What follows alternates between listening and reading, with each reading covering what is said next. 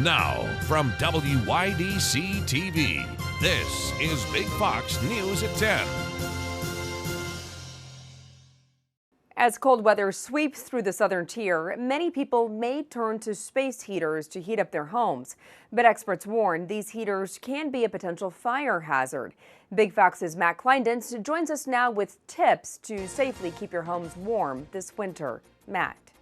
Good evening, Jennifer. With snow falling and temperatures dropping, experts are warning residents to take proper precautions before firing up that home heating system. With snow in the forecast across the state, residents are beginning to turn towards home heating options like space heaters. Constantly getting the questions of where to put it, how to be safe, how not to get an electrical fire. According to the National Fire Protection Association, home heating fires over the winter cause over $1 billion in property damage and over 500 deaths. Max Bernhard with the Horseheads Do It Center says it's important to keep space heaters in locations to reduce the risk of fire. Somewhere away from loose materials like curtains, bed shams, or something that would get in the way, possibly to make contact with the heater. Bernhard also says heaters should be plugged in directly and not use an extension cord.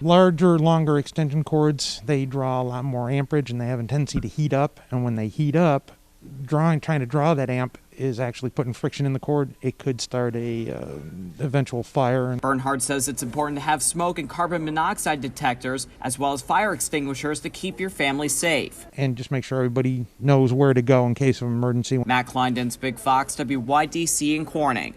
The Omicron variant is fueling a surge in new COVID infections around the world. In the U.S., the CDC is updating its quarantine and isolation guidance for schools. Jonathan Seri has more. The Omicron variant appears to cause less severe illness, but medical experts say it is highly contagious and driving up cases. The World Health Organization reports new COVID infections topped 9 million globally in a single week. CDC Director Rochelle Walensky says the peak of this surge could be several weeks away. There's a lot we can do right now in this moment, getting vaccinated, getting boosted. We have 99% of our counties in high transmission. Meanwhile, the CDC has updated its quarantine guidance for K through 12 schools. Those who are infected or have COVID symptoms must isolate regardless of vaccination status. Students, teachers, and staff can end isolation 5 days after their initial positive test or onset of symptoms. The updated guidance comes as schools try to stay open for in-person learning. In Chicago, schools are closed for a third day as the teachers union demands more testing and better masks. It just feels like it's coming out of nowhere, and it's just really devastating for, as a parent, to just see my kids have to suffer remote learning again. And today, the Supreme Court is hearing arguments on President Biden's mandate that requires all large corporations to force vaccination or testing, and a mandate that specifically forces vaccines for healthcare workers. Our objective here is to not punish, but to protect people, to save more lives, to make people feel more safe and comfortable in the workplace. A decision from the justices could come in weeks, if not days. In Atlanta, Jonathan Seri, Fox News. The Food and Drug Administration has shortened the wait time for those needing to get a Mederna Booster shot. The agency amended the emergency use authorization for the Mederna COVID booster today, from waiting 6 months to 5 months for people 18 and older. The FDA reducing the length of time between completion of a primary series and a booster dose to help reduce waning immunity. The shortened time frame for the Pfizer booster was also recently approved. A new defamation lawsuit against Chemung County was filed by the Lighthouse Baptist Church in Horseheads. The church came under scrutiny in 2020 when the county health department attributed a cluster of COVID cases to the church. Church leaders claimed they were forced to observe COVID protocols that went beyond state guidelines and were defamed by being labeled a, quote, COVID cluster. The Chemung County attorney says they will defend the action in court. This is the second lawsuit filed against the county by Lighthouse Baptist Church. Members of the Bath Volunteer Fire Department are receiving awards for their service. Thursday, awards were handed out to the members for years of service, number of calls run for the year, and amount of training.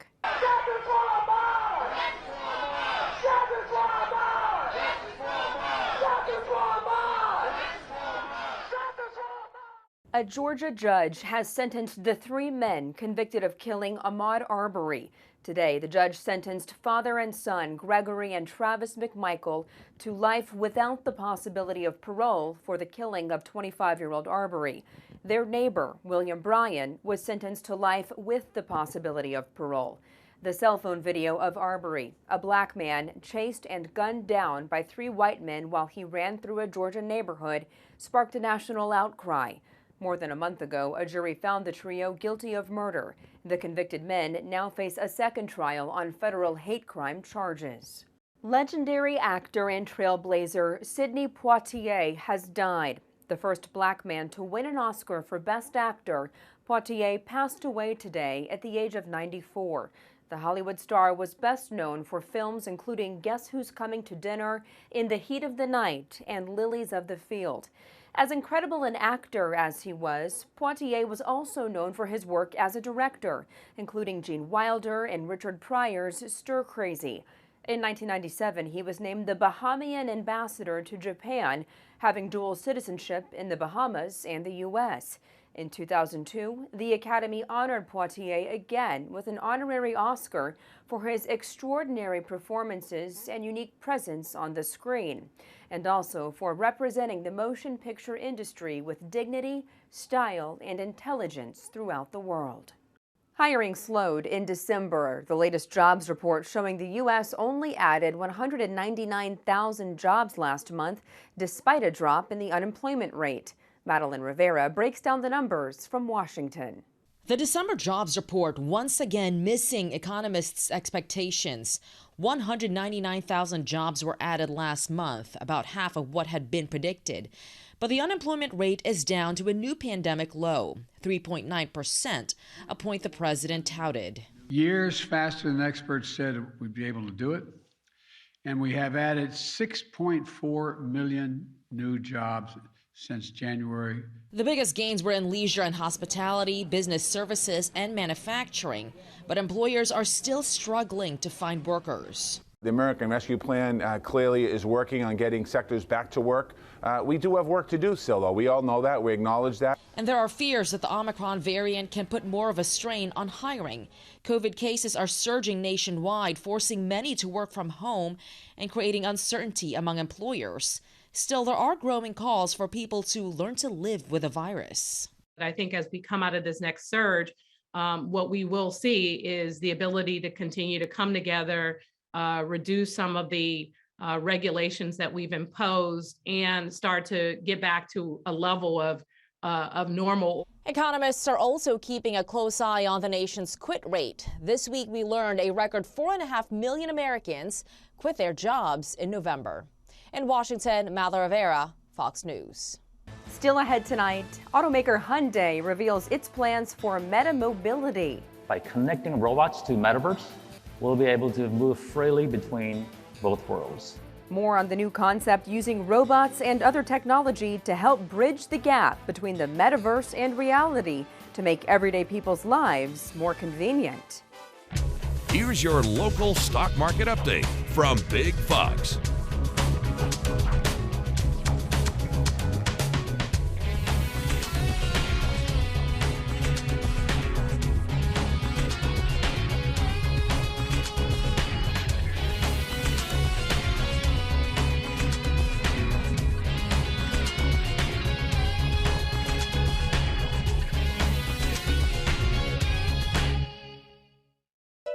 Now, your Twin Tiers forecast from Big Fox.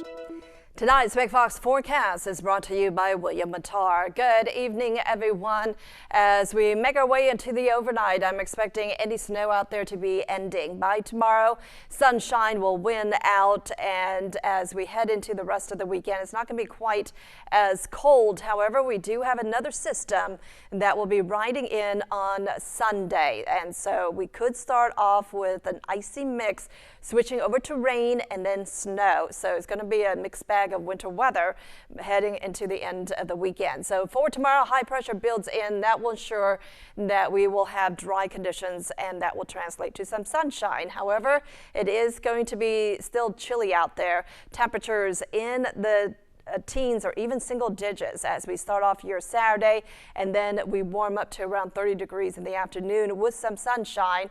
It looks like all the precipitation will hold off until early on Sunday, and with that, as temperatures drop down to below freezing, there could be some freezing rain and sleet moving in early on Sunday, and then switching over to rain as there will be a surge of warm air. And so there could be some rain mixing with snow as colder air starts to kick in the latter part of your Sunday. And so it's going to be a mixed bag of precipitation. The moral of the story is the roads will be covered with a little bit of ice and snow, so it's going to make it pretty slick. If you don't have to be outside, you definitely don't want to drive outside for the end of the weekend at least. Precipitation chances, again, that will increase on Sunday, possibly lasting through Monday. We take a break on Tuesday, and it looks like more precipitation chances as we head into the second half of next week. So let's take a look at our future radar, where we're finding most of the snow will be ending during the day on Saturday. I'm not expecting any precipitation during the day as well, just a few passing clouds. And then by around 3 o'clock in the morning, it looks like there could be a mix of sleet and freezing rain. Again, with freezing rain, as soon as it hits the surface, that will turn to ice. But then, as you notice some of that green that's showing up, that will be the rain showers, as there will be a surge of warm air.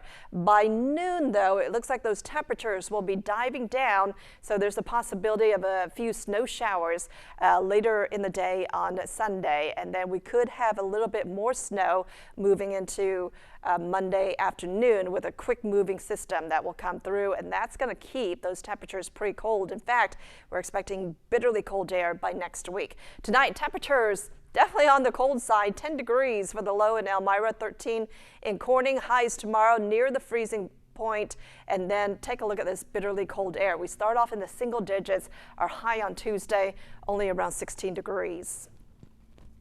The cruise industry is getting hit again by the pandemic. Bed Bath & Beyond is feeling the squeeze, and mortgage rates are going up. CJ Papa has those stories and more. COVID causing trouble for the high seas again. Royal Caribbean and Norwegian Cruise Lines canceling trips as cases keep surging. Norwegian says all passengers affected can get a full refund. All this coming a week after the CDC warned Americans to avoid cruise travel over the level of cases on ships. Another store closing its doors, Bed Bath & Beyond becoming the latest retailer announcing store closures. The company set to shutter 37 more stores across 19 states next month as it faces significant losses from the supply chain crisis. Bed Bath & Beyond telling Fox the closures are part of previously announced plans.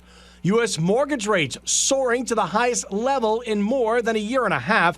The average rate for the 30-year fixed-rate loan hitting 3.22% this week, up from 3.11% last week. This time last year, rates were at 2.65%. This rise in rates could take some steam out of the housing boom we've seen over the past 2 years. And big money for the Apple CEO, Tim Cook, bringing in almost $100 million in compensation last year, nearly 7 times what he earned in 2020. Last year also marks Cook's 10th anniversary as CEO of the company. He's led Apple to record profits and sales during that time. Citigroup tells its staff it will let employees go who remain unvaccinated as of January 14th. The move comes in an effort to enforce a policy announced last year. The bank is the first major Wall Street institution to begin enforcing a no jab, no job policy as the financial industry navigates trying to safely bring workers back to the office. Citigroup said in October it would require U.S. employees to be vaccinated against COVID-19 as a condition of their continuing employment. The bank said at the time it was complying with the Biden administration policy requiring all workers supporting government contracts to be fully vaccinated. In Utah, the founder of a tech firm has resigned after controversy over an anti-Semitic email rant about COVID-19. Ben Winslow has more. The email was sent to a number of Silicon Slopes CEOs and political leaders, including the governor, with the subject line, genocide. Entrata founder and board chair Dave Bateman says, I write this email knowing that many of you will think I'm crazy after reading it. I believe there is a sadistic effort underway to euthanize the American people. It's undeniable. Bateman goes on to say that criticism of the COVID-19 vaccine is being censored and charges will be brought against Dr. Anthony Fauci. He writes, I believe the Jews are behind this, outlining a conspiracy theory that the pandemic and extermination of billions of people will lead to an effort to consolidate all countries in the world under totalitarian rule. I know it sounds bonkers, he writes, adding that Utah has got to stop the vaccination drive. Bateman, who was a prominent Republican donor in Utah, confirmed to Fox 13 he wrote the email. Yes, I sent it, he texted. I have nothing but love for the Jewish people. Some of my closest friends are Jews. My heart breaks for their 2,500 years. They've been mistreated by nearly every country on earth. But he defended his beliefs and says he fears billions around the globe are being exterminated. Bateman told me he meant the email for a few close friends, and it is his personal opinion. But reaction to his comments is overwhelming condemnation, from Silicon Slopes to Capitol Hill. It's a flaming pile of garbage. It's ridiculous on its face.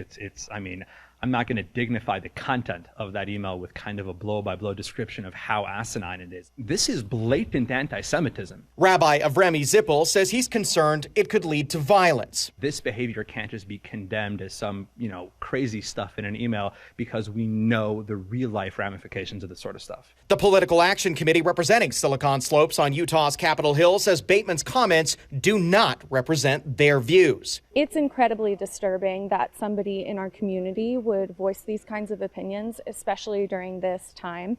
We've all seen a rise in anti-Semitic behavior across the country and specifically in Utah because of the virus. Taco Bell is offering a 30-day subscription pass for taco lovers. The Taco Lovers Pass is available nationwide for $10.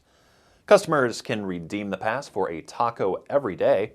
According to real menu prices, the average price for many of the chain's tacos range between $1 and almost $2, depending on the region, bringing the prices from $30 to almost $60 without taxes without this deal. To sign up for it, you need to use the mobile app and complete purchases there. The metaverse allows you to immerse yourself in a 3D digital world. You can game, explore different locations, and interact with friends. But what if you could use robots to bridge the gap between virtual reality and real life? Jackie Ibanez reports. Hyundai is revealing its plans for Metamobility, a concept using robots to help bridge the gap between the metaverse and reality. By connecting robots to metaverse, we'll be able to move freely between both worlds. The automaker believes this will allow humans to accomplish more in the digital world and let humans use the digital world to help robots and other automated devices accomplish more in real life. Today's metaverse is a virtual world with no connection to a physical world. And what I do in the virtual world has to be reflected in the physical world. For instance, deployment of emergency response vehicles could be quicker, with cars and jets operated by virtual teams from any location. Metamobility could also allow for new travel opportunities for people with disabilities, with the creation of automated personal transportation pods.